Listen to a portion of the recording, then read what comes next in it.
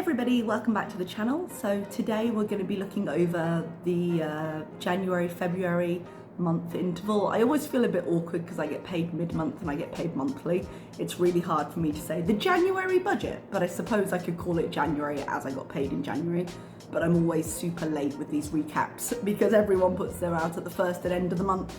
I feel a bit jealous. I hate being paid mid-month, but it all works out the same in the end, so we'll just go for it. So I'm just having a little bit of a reflect on the last month and my spending in it before we get into the numbers so you can see what's going on. It's a little bit different than what I've done the last couple of times. I'm still sort of experimenting with formats for this channel. I can't decide how much I want to be on camera, how much not, how to present it. So you might see a few changes moving forward, don't be alarmed. But if you do have any preferences, let me know down below, okay? So I'm filming this on Friday, I believe it's the 10th, so it's slightly early. However, I did my groceries last night and I don't foresee spending anything else in this pay period, so I'm just gonna record it now. If there's any massive changes, I'll let you know, but there shouldn't be. I very rarely do spending during the week unless I suddenly have to grab something for school, so most of my expenses do go out on the weekend. This month was a little bit of an interesting one. I did suspect it was going to be harder, and it was, simply because of how the month fell. So I've explained before, or if you haven't been here before, hi, this is how it happens, that I get paid no later than the 15th at my job, but exactly when before the 15th, we don't always know. Because generally what happens is they need a couple of days to process all the payments, and depending on where in the calendar that is, it can't happen on the weekends. So how it happened last month was I actually got paid very early for me. I believe I got paid on the 11th. And so it added an extra 3 or 4 days to this month that I had to budget with that amount, really, which doesn't usually happen, but I think payday fell on a Thursday. And then we had like a long weekend for some reason, I think it was. So by the time we came back, it was going to be on the 15th, which they don't really do. But that meant that it was artificially a slightly longer month for me. And also in the calendar, it was quite a long one anyway. So I ended up having to put 5 weeks worth of grocery shops into this budget instead of 4, because how the calendar fell, it fell over the weekend. I don't always do my grocery shops on a weekend. Now, I could have budgeted for that and given myself more money, but I didn't really want to. I wanted to use the same amount every month. So it was a case of stretching the budget a little bit further, which I managed, so I'm really excited about, but man, it was quite close. I really did feel the stretch of it this time around, which makes sense as I had a whole nother week's groceries added to it. But I also, just by chance, had, you know, those weeks when you're just suddenly out of everything and it's the infrequent buys that get you? So I had 1 week where I realized I was out of a lot of toiletries that as I say, I don't buy weekly. I don't buy washing liquid for the laundry weekly. You know, I tend to buy the big packs of toilet paper, so I'll maybe buy those every other week. And deodorant, those kinds of costs. And suddenly I was just out of everything and had to do a more expensive shop. And then the following week, I did the same with food. I don't know if this was just lack of planning on my part or bad luck, but a lot of the infrequent buys with food, I suddenly just didn't have anything left. So the first 2 weeks of this pay period used about half my budget, which is what you would expect, but then I had 3 more weeks, so I'd actually overspent a little bit. Now, luckily, when I checked my fridge before my grocery shop this time, I figured I could do quite a small grocery shop because I had like potatoes, carrots, onions left, and so I just needed to buy some beef and then my meal plan for the next week. How I tend to do my meals is my school covers lunches 5 days a week, which is usually some kind of protein, some kind of starch, usually like potato or rice, and then some kind of curried vegetable, which I'm absolutely fine with. I can do that. And I only drink coffee for breakfast, so I only really need to worry about my evening meals and then the weekends. I have the makings for courgette fritters in my fridge, which will do me for a lunch. They're going past their freshness date now, so I do need to use up those ingredients. That's fine. So that will cover me for today, and I've got 1 portion of the pasta bake I made a few days ago that's going to finish off today. So my dinners for the next week are going to be I'm probably gonna make a chicken pie today because I can make that really easily. I just throw some chicken breasts in the oven and a bag of frozen veg, cook it into a roux, top it with those pre-made pastry sheets because I'm lazy and I had some in the freezer. I do know how to make pastry from scratch, but when it comes to the amount of time it takes, it feels like a bit of a faff, so I don't tend to bother. So the chicken pie should do me Sunday, Monday, Tuesday, and the beef stew should do me Wednesday, Thursday, and I'll be back to groceries on Friday. So that should cover me. With that in mind, I didn't need to get much and I was able to come in just under the wire, as you will see from my costs when I show you all the numbers in a minute. So I had a couple of expenses that weren't planned. I had one, I needed to buy some things that I'm having trouble finding here, like a good fitting bra and stuff like that. And I usually have a place where at home I'm like, okay, I know this range fits me well. And I was going to order some in, but I've been humming and hawing because delivery is super expensive. And I always get a bit worried about things getting lost in the post, that I just kind of put it off. And I was planning on maybe putting a little bit of money into a budget for it and doing it in a couple of months' time. But then I earned a little bit more in YouTube over this month, so when I get paid it next month, it'll be a little bit bigger. Oh no, that's a lie. I'm not getting paid it next month, I'm getting paid next week. Sorry, I said next month, I meant next week. I earned it last month, it's come onto the payment, it's due on I usually get paid about the 25th, but they start sending payments around the 21st. So I decided to try and kill two birds with one stone because I had the clothing I needed to order, and I've also had, it's not exactly a problem, but I'm not quite sure what to do about it. So my credit card in the UK is completely clear and has been since I got here, with the exception of when I put my traveling costs on it, but the school reimbursed me just for the extra luggage. So it's been about 5-6 months since I've had a charge on my card. And I like to check my credit score regularly because, you know, I want to make sure it's as good as it can be. But I don't have things like a car payment or regular payments. Now, I'm in good standing with my bank, but I had a check done with a different credit union because I wanted to see how consistent my score was. There are 3 credit unions in the UK that check your finances, and I just wanted to see how the one I check all the time, which is ClearScore, held up against other checks. And one of my bank accounts does 3 checks and it doesn't impact you in any way. So I was like, all right, I'll just have them do a check. And one of the feedback points they gave, I was about to say review points, one of the feedback points they gave was, hey, when it comes to this credit card, we can't really say whether you're good with credit or not because we've got no payments to look at. Whereas in the other credit checker, it looks at my whole history and it's like, nah, you're fine, you're underutilization, you've caused no problems. So to me that says, okay, well I should use it regularly for something and just pay it off in full, just so they can see, no, look, there's an up-to-date history of reliable payment. Because I don't want to hold a balance on it, but I want them to see that, no, I use it responsibly. And now we're getting to the 5-6 month mark since I've used it, I'm starting to lose that ability. But I'm not quite sure what to do about it. So for this month, I put that purchase I made onto the card and I'll pay it off in full next week. But I think I don't have that many subscriptions is my problem, but I might end up moving some of my subscriptions to that card and then just set the card to pay off in full every month rather than taking the minimum balance. I'm not sure if that's going to be enough. Generally, if you're saying keep your usage between 1% and 30% is ideal, because obviously over 30% makes it look like you don't really have control on your finances. It wouldn't hit the 1% because it would just be like a Spotify payment or something like that. So I'm not sure if it would do that good because the limit on the card is like, what, 10,000, I want to say 300. So for it to be 1%, I'd have to spend over £100, and I don't want to do that every month. I've got no reason to spend over £100 every month in the UK. So I'm not sure how to go about that at the moment. I might just, as I say, transfer Spotify or something like that onto the credit card to show usage at the very least and see if that does anything at all. If it doesn't, I won't bother, but it's worth a try. If I were living more regularly in the UK, I'd maybe put more purchases on it, but when it comes to spending here with it not being an international card, it doesn't seem worth it, like with the extra cost with the exchange rate and things, I just don't really want to.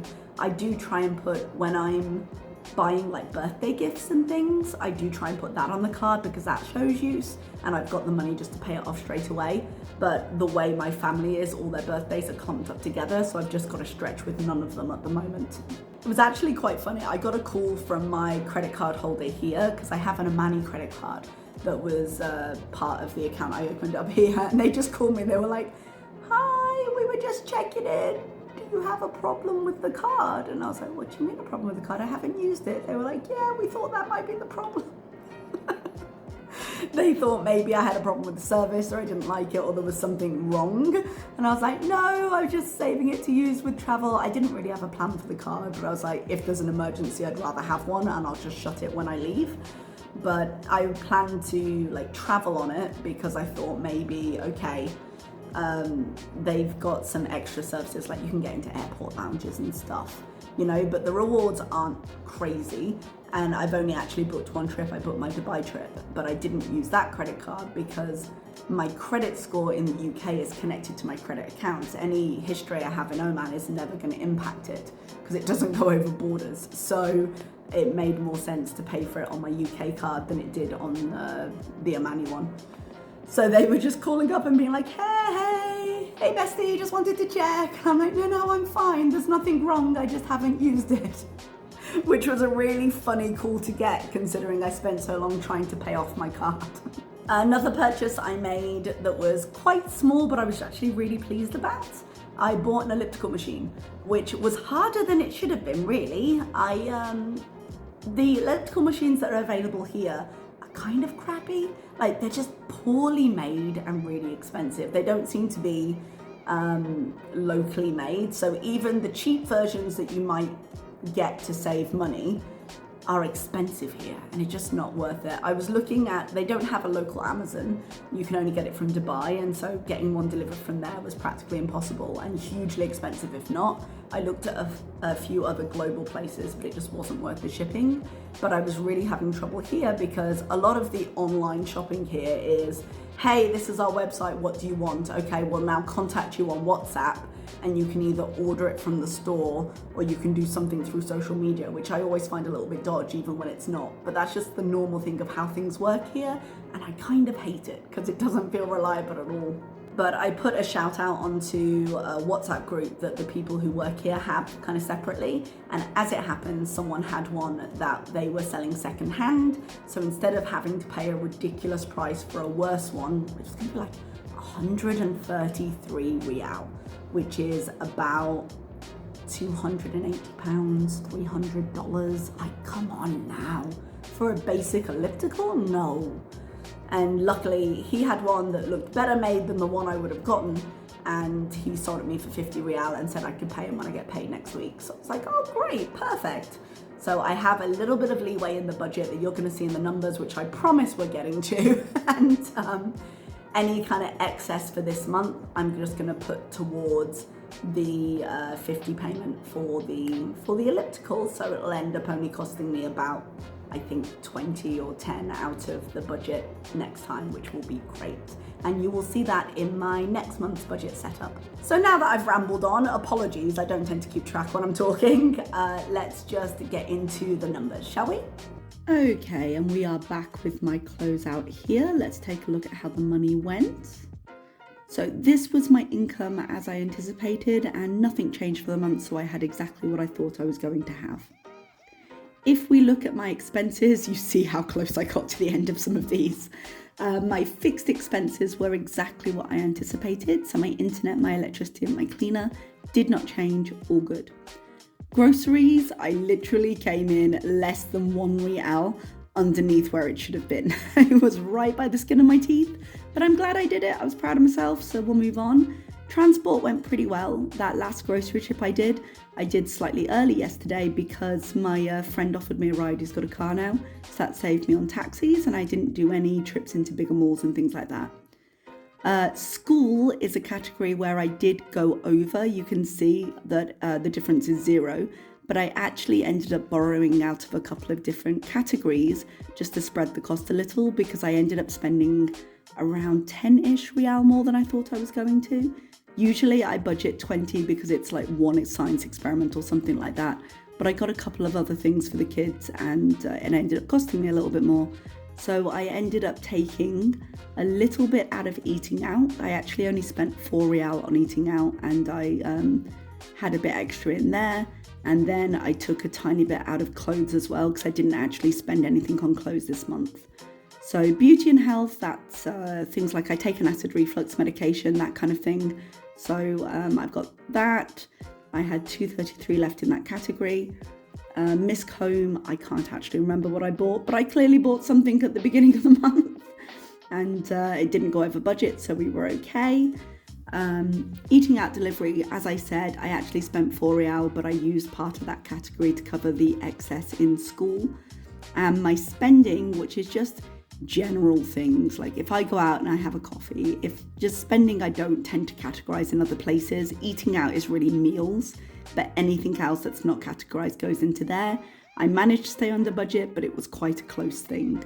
And as I say, clothing, I borrowed some, but I didn't spend anything specifically on clothes, because the order that I did from the UK that I mentioned contained clothes. So that's going to be essentially an extra spend from my home account. So you can see here, I have just over 40 Rial extra of budget that I didn't spend. I got quite close, but I'm really glad that I didn't go over for the month. Now what I've done here, I've added a section for elliptical. That's the elliptical that I agreed to buy. Now usually with any excess money left in my account at the end, I either leave it in for a buffer, I like to have 10 or 20 Rial in there just in case, or I let myself do a little bit of extra spending because I made my budget otherwise. So what I'm going to do this time is I think I'm going to take 30 of that Rial and I'm going to pop it into the elliptical fund. And then when I do my setup for next month, I'll only have to take about 20 Rial out of my new paycheck, and it will just spread the cost a little bit, which should be helpful. If you do need conversions on any of these amounts, I have put the exchange rate for today up on screen there.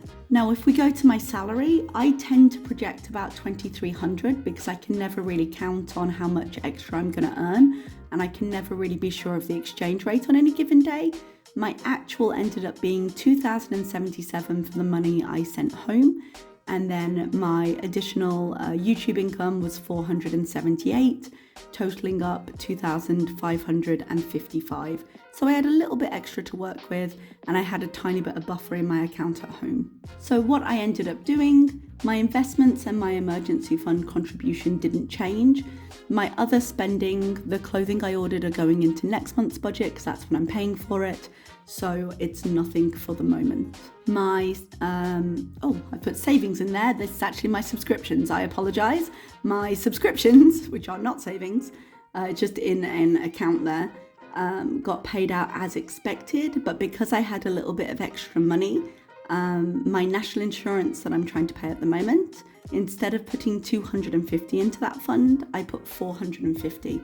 I can't remember if I told you guys, but I'm actually really happy about the national insurance. The reason it's gone into this section, which is what I pay out every month instead of the sinking funds, I actually moved it because they grouped all the payments I wanted to make under one number so that I could make an online payment with that reference instead of having to call for a new reference every time, which was the thing that was delaying my payments there. So I am so glad that I can do that. It means I can make it a regular monthly contribution instead of having to call them every time and wait half an hour on hold. So really, really pleased. The guy was really helpful, and that should just make everything a little smoother for me. Now we look into my sinking funds. I paid tax as normal. Travel, I was going to put in 300, but because I had a little bit extra, I actually put in 500. So that's where the extra money went. Home and tech, I didn't pay in the amount I said I was going to because I just wanted to fully fund it. So I believe I told you I was doing that at the beginning, but just in case I forgot. That's now fully funded at 300. Medical was fully funded from last time. Gifts and Christmas, I put in 37.88 because that rounded up to the 45 payment because I had a little bit left over. The dregs of the last fund were in there still, so That just got rounded up to 45 and that was fine. And I didn't put anything in hair this month because I had ordered in my wigs this month already. So that's where all my extra money went. Okay everyone, so that's everything from me today. I hope you enjoyed it. Let me know if you have any questions about how anything works, and I will see you next time. Bye bye.